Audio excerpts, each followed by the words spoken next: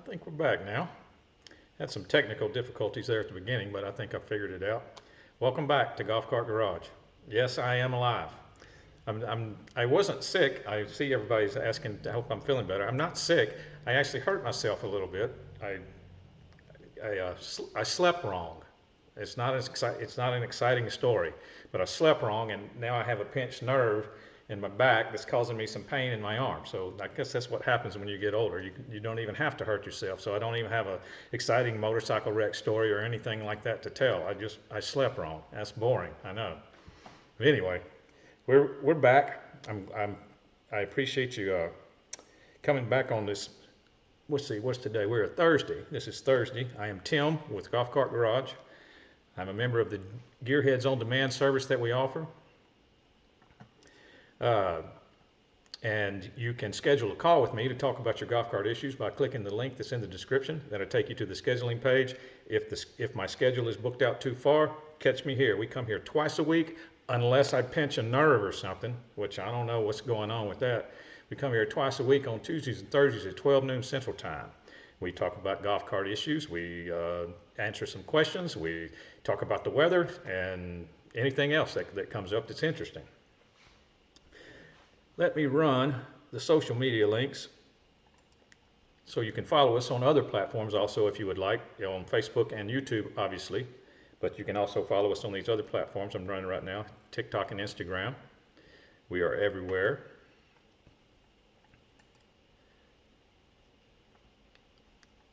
Thank you guys for showing back up after my short leave of absence. Greg Elliott, it's good to see you. Thank you, Greg. Hello, you feeling better? Not really better. I've got a doctor's appointment today. We're going to see if there's anything that needs to be done, or if I'm supposed to just relax, or what, to let it go back into place, or whatever's going on. I don't really know. Rich Eastman, Easy Mike to you. What's up? Big Mike. What's up, Big Mike? Gary England. Is that stunt double thing? Yeah, this is not me. This is a stunt double. Yeah.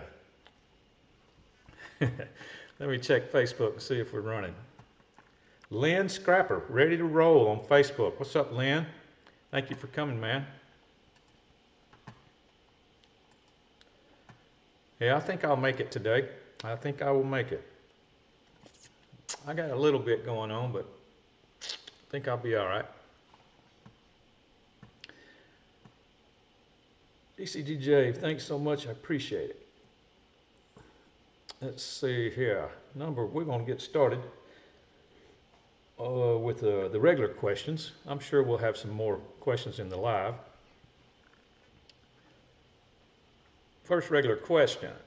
2005 Precedent gas. What will make the right tail light stay on, but the rest of the lights work good? Well, you have to understand a lot of taillight kits are aftermarket kits, and they come with their own wiring harness, so there could be all kinds of things or little bitty things wrong inside that wiring harness that could be causing that. But you have to understand too that your lights will work off 12 volts. I mean, so that wiring harness is either hooked to a voltage reducer, or it's hooked to one of your 12 volt batteries if you have a 48 volt car with 4 12s.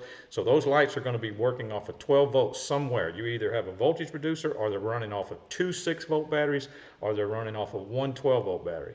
So, but as far as the symptom that you're describing, is most likely going to be a wiring harness problem. Yeah, Craig, I heard Dave was going to hook you up with some prizes. Okay, number 2.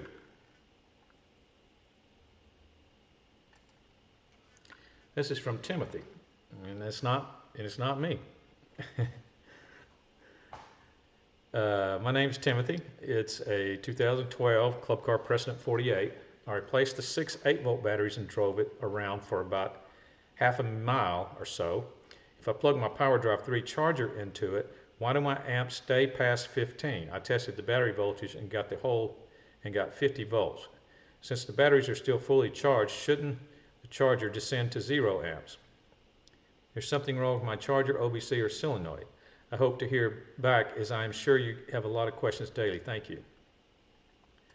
Well, let's talk about normal operation for a second for a Club Car Precedent with the Powerdrive 3. All right. You're going to, even if your car, I'll tell you this, even if your Precedent was fully charged, the charger just shut off, you know it just shut off, so it's fully charged, and you went and drove it around for a mile or so and came back and plugged it in, it's going to jump way over there to 15 amps, and it's going to slowly come down. It's going to at least charge for another hour or two, even though it's still almost fully charged, because you got to give that charger time to figure all that out. But it will figure it out, and it will start dropping. But it's not going to be instantaneous, though. I think that's what your question was talking about.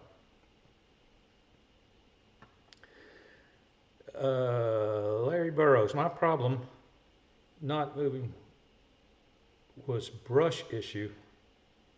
Oh, my problem not moving was brush issue on 2010 Club Car. So you had a brush issue in your motor or in your starter generator, Larry?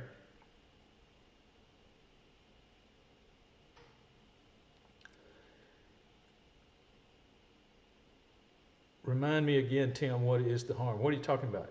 In connecting more than one item to a small voltage. Oh, what is the harm in connecting more than one? Well, you have to that's why they have different size voltage reducers, because the smaller ones are only designed to run small items that only pull a small amount. Like a modern aftermarket LED light kit nowadays, you don't need a big voltage reducer to run that, because they hardly pull anything. So you could run that off of one of the smaller amp voltage reducers. But when you start making stereos or putting stereos with amplifiers and all that kind of stuff, that's when you have to increase the voltage reducer, or you'll overtax it and it'll shut down. It won't power all that stuff. Bruce wants to know if anyone knows a Stealth dealership, as I need to find out how the battery wiring is done. I remember those. I remember those Stealths. I'm not sure if they're still around or not. Maybe somebody else in the chat knows. What about you, Reggie? Do you know if Stealth is still in existence? I know that you're a tech for Candy America. So do you know anything about a Stealth dealership? No, I'm not canceled today, Reggie. That was Tuesday. I had to cancel. I didn't feel like it Tuesday. So it was a motor brush issue, huh, Larry? Well, that's unusual for a 2010, is why I was asking. That would be unusual, but I'm glad you got it figured out. Ricky Smith, hope you're doing better. Did you waste away from your wife? Yes, that's what happened to me. That's my new story, is that I was so hungry that I couldn't make it on Tuesday. That's my new story, yeah, and I'm going to stick to that one. Mike Irwin. Hello, everyone. Hello, Mike Irwin. Catherine on Facebook. Uh-oh, she's watching, Ricky. She's watching on Facebook, so don't get me talking bad about her, because she's gonna get me.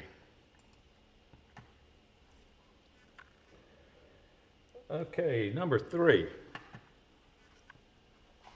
Okay, so Reggie, Stealth is the competition, huh, for you? I got you.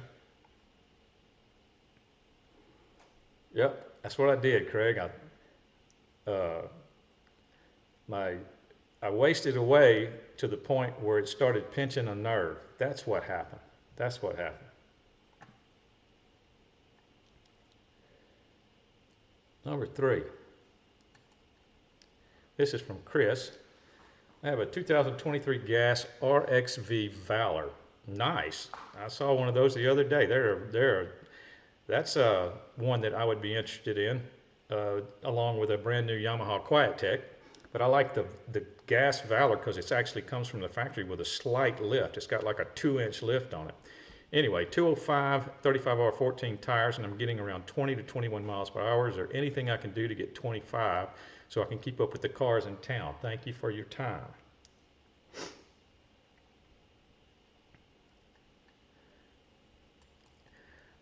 If I had a brand new gas Valor and I was already doing close to that, the only thing is, if you're going to use it for street use, then the only thing I would do to it would be put high-speed gears in it. I wouldn't tamper with anything. It's a really, really nice car. I'd leave everything alone and put some high-speed gears in the rear end. That should get you to the hump over the hump that you need to get to.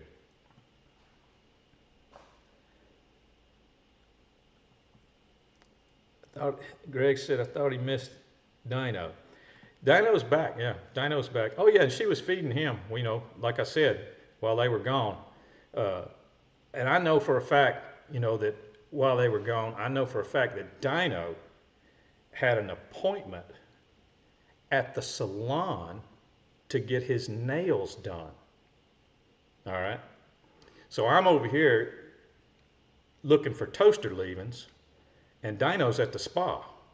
That's what was going on last week. So what about all that?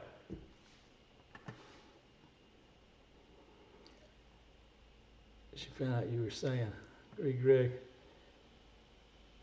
D-Max, you sent me a picture? Good.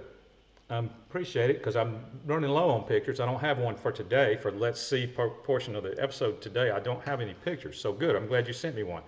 I'll put it in my, I got a little folder I'm keeping them in, and it will get featured.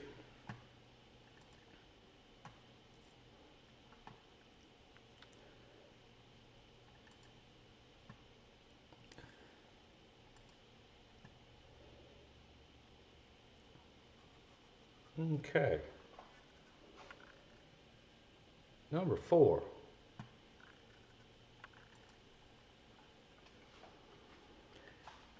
We have a golf cart. This is from Karen. We have a golf cart that has a lift kit, Jake's lift kits, written on the front of the cart. My question is, how do we make the cart so it's not so tippy side to side? Thank you.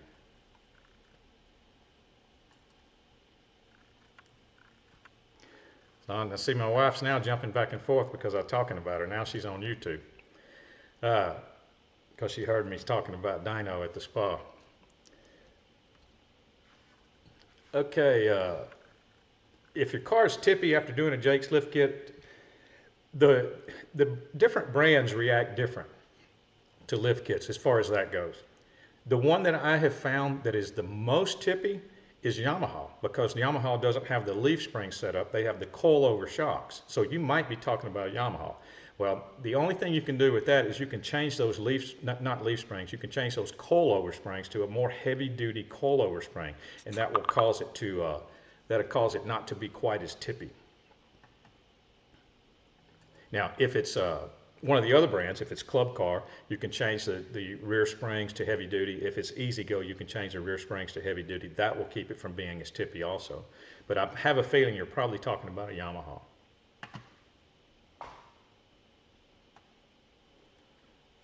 Number 5. I have a 2014 Cub Car gas Kawasaki engine. I believe the solenoid needs to be replaced. It clicks when I push the gas pedal and does not turn over. However, if I continue to pump the gas pedal, the motor finally turns over and starts. I have done some research on YouTube and believe it points to the solenoid needing to be replaced. It has killed the battery, and when I replace it, it starts fine, and then after a week or so, the battery is killed. All right, well that brings up some things I would want you to do. You should never have a dead battery in a gas golf cart. So anytime you tell me that, it makes me want to check your charging system to make sure that it's charging the battery, because that's a completely different problem. That might be what's causing your car not to turn over. The battery may be weak because your voltage regulator's out.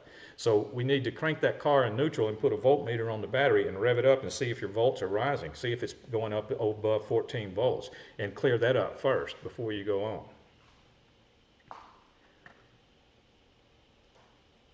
Yep, there's a solenoid question, Mike. John Boyd, I think you meant, hi Tim, so you partially answered this a couple of weeks ago. 2001 electric Club Car DS won't go in reverse when jumping on the cart initially for the day.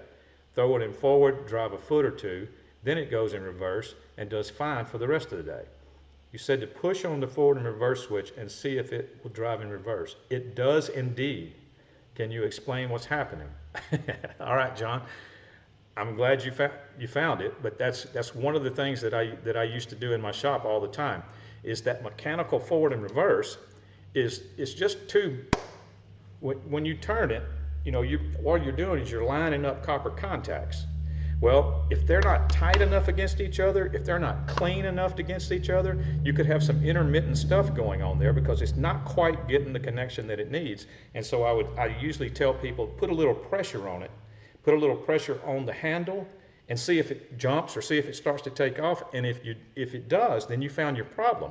That's what the problem is. So I don't know if your forward and reverse switch assembly there is old, or if it's just dirty. You might could take it apart and clean those contacts, and that may help you too. That just that much. But if not, it wouldn't be unusual to have to replace a forward and reverse assembly in a 2001 Club Car DS at all. That wouldn't be unusual at all.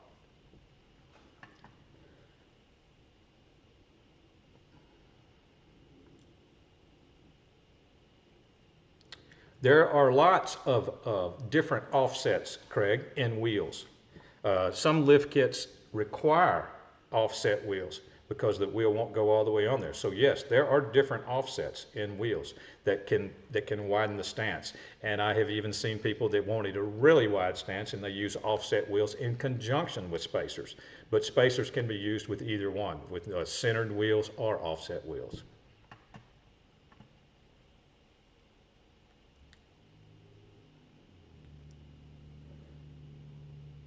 Let's see, D-Max. You ever heard someone taking off one of the leaf springs on a DS 6-inch lift kit and make it a softer front lift? It's really stiff. Okay, on a DS, D-Max, softer front. There's only one leaf spring in the front. It's just a single leaf, unless it's been modified to a heavier duty, because the stock leaf spring on a DS in the front is a single leaf. So if it had more, then yes, I've heard of people taking out leaves to make the ride softer. So that one may be set up for heavy duty operation or something, that DS that you're talking about, if it's got more than one leaf, because a normal DS only has one leaf in the front leaf spring.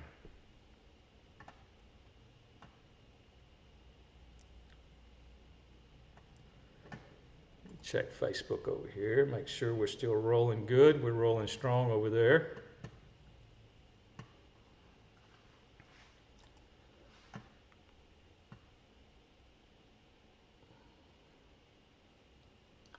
Number 6 is where we're at on the regular questions.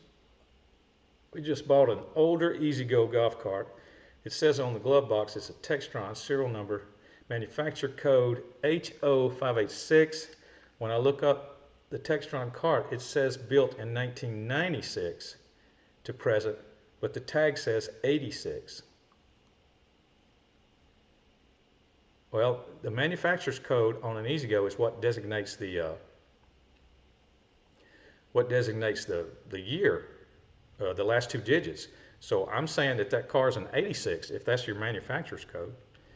I mean, that would be the difference between 86 or 96. That'd be the difference between a Marathon or an ezgo TXT. So look up the pictures of both, and you can verify that it's an 86. Because if it's a Marathon, it's going to be most likely it's going to be the 86. TXT is completely different body style. Oh, and another thing, if it's a metal body, it's going to be an 86. You know, if the body's made out of metal.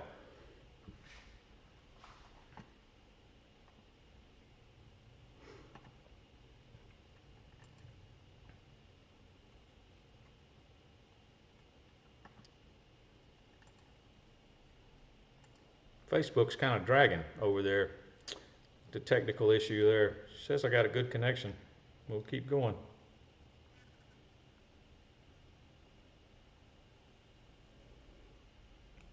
Number 7 is where we're at. 2010 Club Car Precedent battery issue. I have a D&D motor, 9.1 peak horsepower, 21 to 24 miles an hour, 10% in torque. I'm running this motor on a 2010 Precedent with a stock controller, solenoid and cables. When stopped on an incline, when I pull forward, the cart is slow to react and has to build up momentum to climb the incline. So the point of this email is, do you think the amp draw of the motor on the stock controller solenoid has a negative impact on the battery pack? Absolutely it does. Now I don't know if you'd call it a negative impact, but if you're asking if it's does it have an impact on the battery pack? Definitely. That's why it is always recommended to get your foundations right first, and the foundation in your car would have been your battery pack before you put in a 9 horsepower motor. You got to understand that's the difference between 3 point something horsepower and you jump to a 9 point something horsepower. So yes, that is going to have more of an effect on your battery pack for sure, and your stock controller and your solenoid and everything. So might ought to think about getting a bigger controller first and go from there, you know, to go along with that 9 horsepower motor.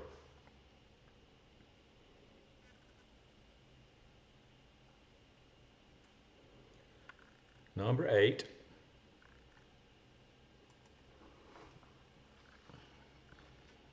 This is from Will.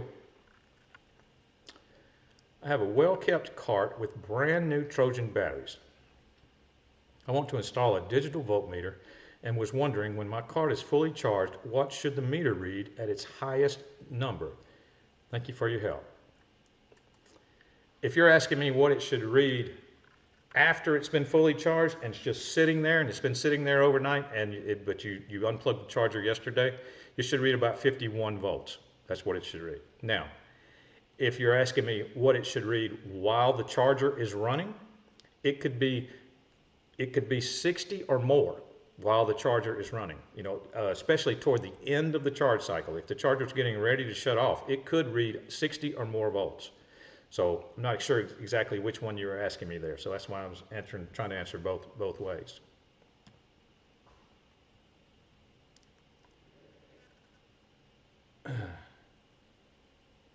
Number 9.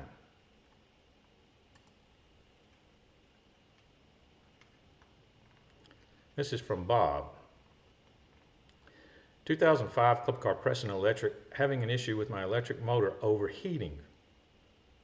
Decided to upgrade to a Plumbquick Bandit motor and the 𝗲𝘗𝘗 440 solenoid and speed controller in 2022 to gain better performance and speed. Noticed a little boiling over of a battery. They are 2 years old and are 12-volt Trojan motive batteries. We used this cart for golf and running around the neighborhood. The cart was running good till the new motor burned out earlier this year. Plumbquick replaced the motor, reprogrammed the 𝗲𝘗𝘗. We took it out for a ride, was running just fine and smelled like something was smoking. Went home and sure enough, motor was overheating again. Not sure why this is happening all of a sudden. Bad battery cell ? Some other electrical ? You have to understand, anytime you really modify a golf cart system, including the motor and the controller, they do need to match, especially if it's some high performance stuff. They need to be programmed to match each other. So it's kind of an art form there to get that exactly right. So because Plumbquick, that motor is just a modified stock motor most likely, and you're gonna need to program that 𝗲𝘗𝘗 in order to get it right. Now they definitely know what they're doing over there at Plumbquick. I mean, I would keep talking with them and see what they advise on that, since it's their custom motor design. I would keep talking with them on that for sure.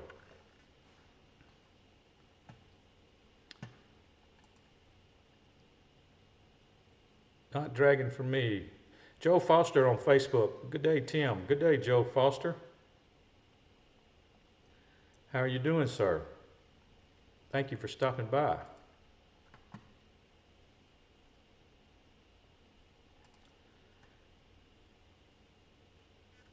Okay. We're going to do the last scheduled question. We're going to get out of here early today because I don't have a Let's See cart today. I'm going to run my graphic anyway, but I don't have a cart to show. But I know I have one for next time because, was it D-Max that said he sent me a picture? Number 10.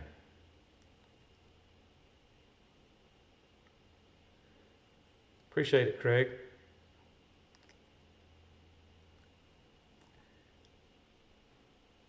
Kurt, sorry I'm late.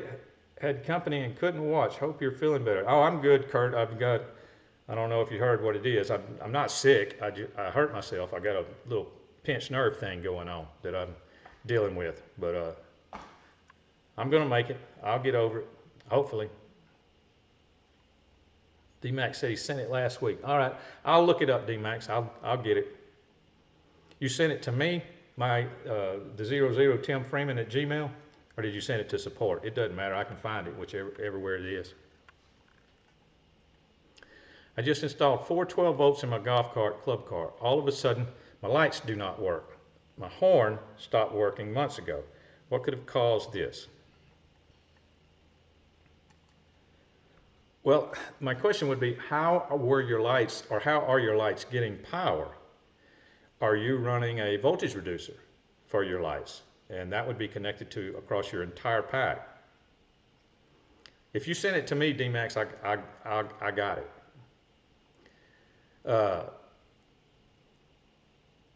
Are you running, your voltage reducer should be hooked across your whole pack, and then your lights are hooked to the voltage reducer. Maybe your voltage reducer failed. I don't know. Or your lights, if you have 4 12 volt batteries, like you said, your lights could be hooked to just one of your battery. There could also be a fuse in the line for your lights. You know, that would be very common, that for it to have a fuse, you might have a blown fuse.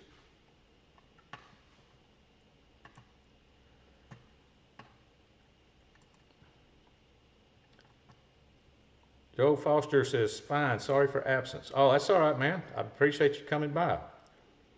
You said good day, Joe Foster. Are you Australian or by any chance? Or New Zealand?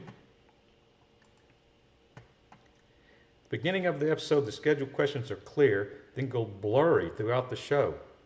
Live chat is clear. Anyone else experience that? Just curious.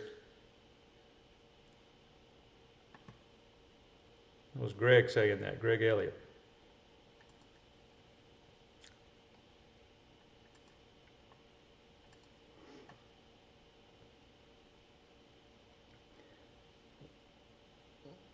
Let's see here. Let me run the social media platforms one more time.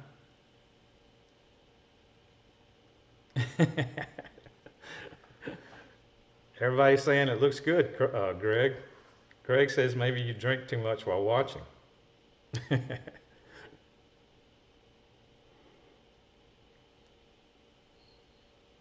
Social media links. There they are.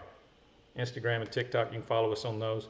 Please follow us on Facebook and YouTube. Please like and subscribe if you haven't already.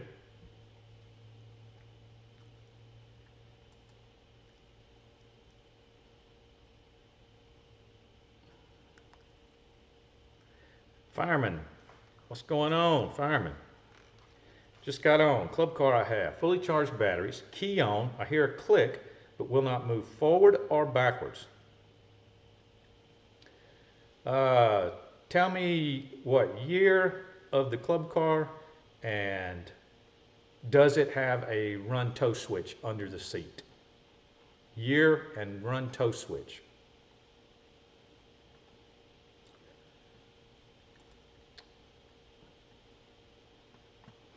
Oh, okay, Joe. The reason I was asking, my wife is actually Australian, or my in-laws, my mother-in-law is Australian. Lynn Scrapper says crystal clear over here on Facebook.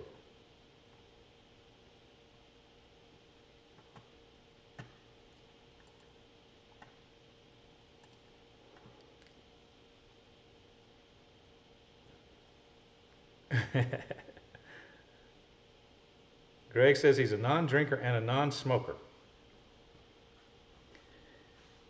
Unsure of year, does not have a run tow switch. All right, so that means that it is a series wound club car. All right. Here's what the deal is. If you're getting the solenoid click, you said you heard a click, so if it's the solenoid that is clicking, then that means you're getting power all the way to the controller if the solenoid's good. Now, just because the solenoid clicks doesn't 100% mean that it's good. Most likely it's good, but it's not 100% sure that it's good. So you're getting power all the way to the controller. If your car's not moving, then you're not getting power out of the controller, or your motor's bad, one or the other. So then you do the best way to do it is do the motor isolation test that I've talked about. You can isolate the motor, take it out of the mix, and check it. And the only thing between the solenoid and the motor is the controller. So it's very likely that you could have a controller issue there. But someone just mentioned earlier that they had a brush issue in the motor on a 2010. So you could have that also. That's why I would eliminate the motor first by doing the motor isolation test. You hook an A terminal to an S terminal with a jumper, and then put 12 volts to the 2 remaining terminals. Disconnect everything first before you do this. Put 12 volts to the 2 remaining terminals, the motor should spin slowly. And if it does, most likely it's good. And then you can back up then. You can jump the solenoid in your car. You can jump across the 2 big posts and see if the car runs. If it does, then you know you have a bad solenoid, even though it clicks. You don't do that on a shunt wound, but you can do that on a series car. You can jump the 2 big posts on the solenoid across those, and that will bypass the solenoid. And after you isolate the motor, if the motor's good, you jump the solenoid and it still doesn't run, then you know it's the controller. That's the thing that's in between. The controller is a little harder to diagnose. You can check for output, but I can assure you if your motor's good and your controller was giving output, then your motor would be running. It would be spinning. So just check the motor. That's the easiest way to be sure.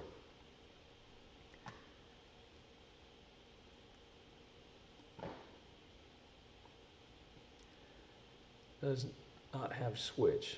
Okay.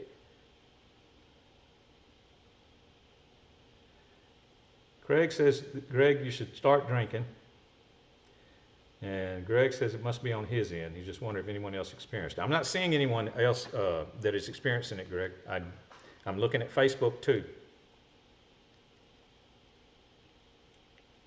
Isolate motor. Okay, fireman, look for series wound motor test. Series wound motor test. That's what you need to look for. And there'll be a video. There'll be plenty of them.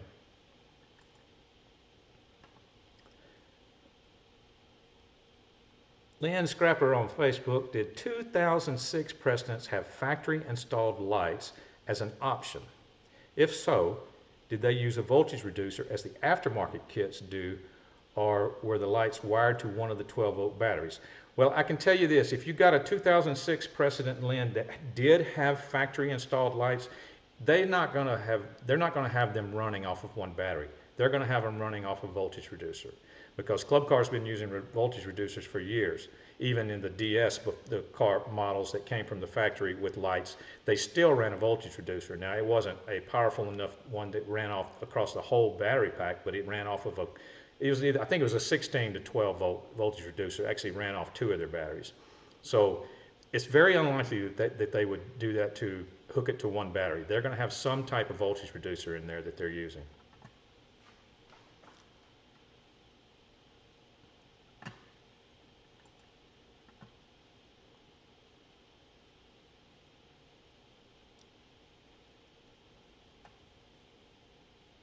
Yep, I'm not seeing any. I'm seeing people on Facebook, Greg, that's saying it's clear too. You could be. I guess you could be having an internet deal. My internet is definitely not consistent like it should be. It's supposed to be, but it's not. No, not series round, fireman. Series wound. W-O-U-N-D. Series wound motor test is what you need to look up. But it's very simple. You've got 4 wires on your motor, okay? 2 of them are labeled A's and 2 of them are labeled S's. Take your 4 wires off, take pictures, label them, whatever you got to do, because they got to go back on when you get through, and they got to go back on in the right place. On the motor itself, take a short battery cable and jump an A to an S. Any one, an A to an S. Put a jumper there. You got 2 open spots now. Put 12 volts to those 2 open spots.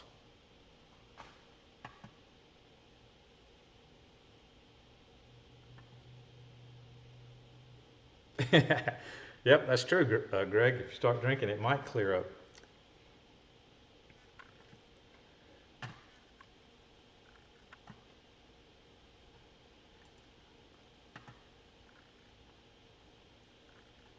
Where's William Rizzo? Is he in the room? I'm still laughing about what he said last time I was on. Fireman, I'm drinking with Greg.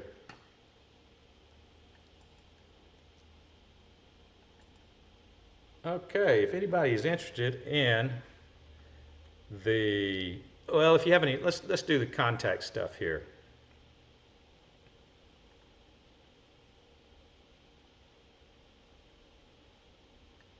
If you have anything that you would need to send us or about products that we would like, that we need to carry, here's some contact information, with including the email for support at Golf Cart Garage, the phone number. You can even type it in the chat, and because these are being recorded, so it'll be we'll be able to see it. If you have any, if you come across products that you'd like for us to sell more of, or a more extensive line of products, or a product that we just don't have, just let us know. Let me know in here, or send it to Golf Cart Garage at one of these addresses here, or the phone number, and we will get on it right away. Craig says, yeah, about being trans-slender. Yeah, that was the greatest line ever.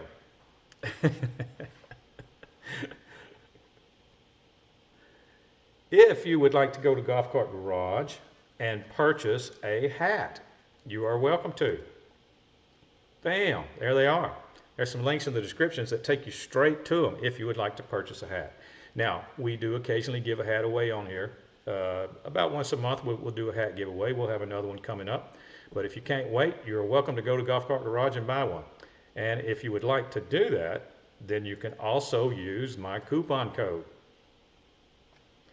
With this coupon code, you get 5% off any parts that you order at golfcartgarage.com if you use the code TIM14. Now, I'm just assuming that applies to the hats. I haven't ever asked.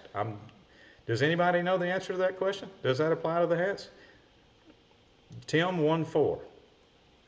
I've never asked. I've always assumed that it did. This code expires on October the 6th, 2023. 5% off any parts you order. I don't know if the hat's going to be considered parts, so I guess I should quit saying that until I find out for sure.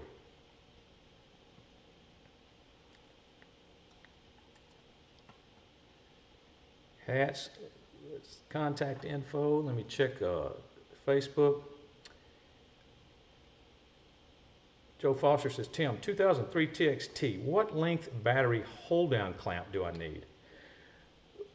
Had a battery get loose at the connection and burnt the post off. Well, see, that is why hold-down clamps are more important than a lot of people think. I wish I knew how many times I've heard somebody say, oh, you don't need to worry about battery hold-downs. Those batteries are so heavy, they're not going to go anywhere. That is true. But they're going to wiggle, and they're going to wiggle. You know, as you're hitting bumps, you're going down the road, they're going to wiggle, and you're going to end up with problems like that. Now, on a TXT, where are my hold-down clamps at? I don't know the length off the top of my head, all right? But there are some that are really long, and then there's some that just come, it depends on which, it actually depends on which plastic hold down you're using, is how long that rod needs to be and how long the threaded part needs to be.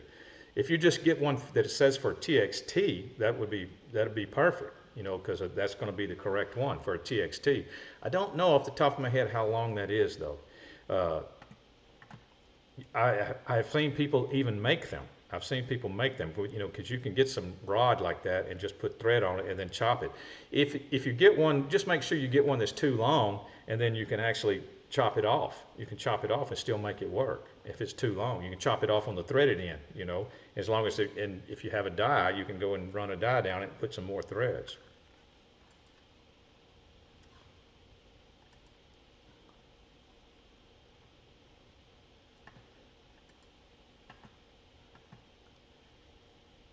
Wow, I finally made it. Rock Dog, what's going on, Rock Dog? We're just about to get out of here, man. Thanks for stopping by. Stephen Coon, greetings from Pensacola. I guess you made it through the bad weather, Stephen. Captain Jim, hey Tim and group, sorry I'm late. Not a problem. We're about to get out of here. We're almost through. No, that's cool. We got a few minutes here. I'm still looking at Facebook right now.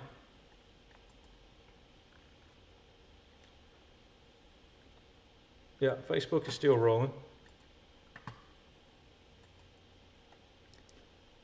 Yeah, we're still rolling good. The title of this episode was Lights Don't Work. All right, I get a lot of questions about that. A lot of people don't realize that the lights are going to be run off of a completely separate 12-volt system inside your golf cart some way, whatever way they could do it. They don't have anything to do with your car's main battery pack. It is affecting your car's running. Don't have anything to do that's going to affect your car's running, whether your car runs or not. So that's a completely separate circuit. Now they can make that circuit by tapping into one of your 12-volt batteries. You know, they can make that 12-volt circuit. They can do it that way, or they can do it with a voltage reducer. Now there are different voltage reducers that can reduce 24 to 12 volts, 16 to 12 volts, or 48 to 12 volts, or 36 to 12 volts. All kinds of different voltage reducers that could be used in your car that your lights have to hook to. But all lights and light kits are going to be run off of a 12-volt circuit. So don't hook them to the whole battery pack, or they're, you're very likely going to blow them instantaneously. Ron Bush, cheers from Arizona. What's up, Ron Bush? I will have some Let's See pics next episode for sure, because D-Mac said he sent me his picture. So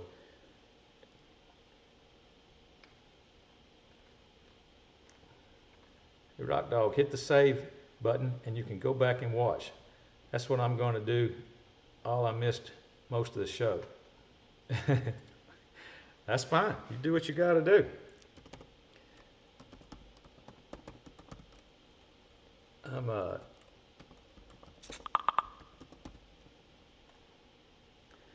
putting in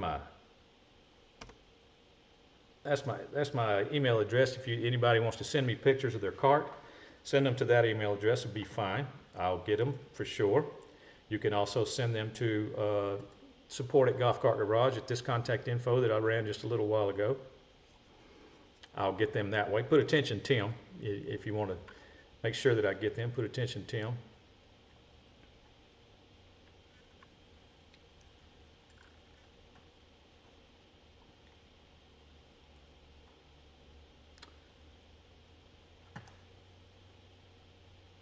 Yep. All right. That looks like it's going to be it. Let me see. Okay, you ordered a 70045G1 kit, but bolts too short.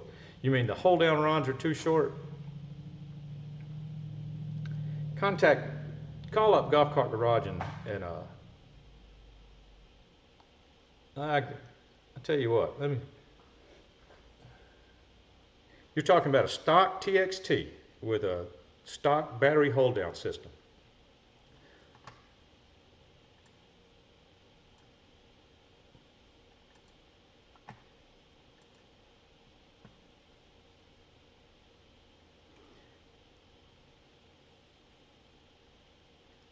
No, that was me, Craig. That was me that put that in there. I put my email in there. Dave is probably busy working. I don't know if he's watching or not.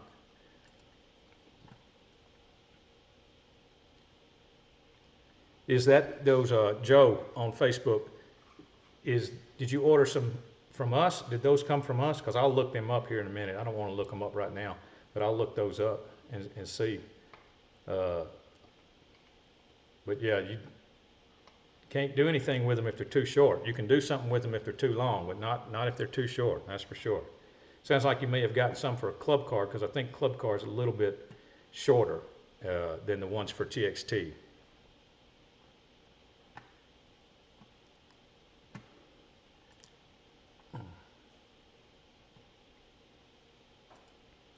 All right, guys, I am going to get out of here. We're just about out of time. We're just right on time, actually.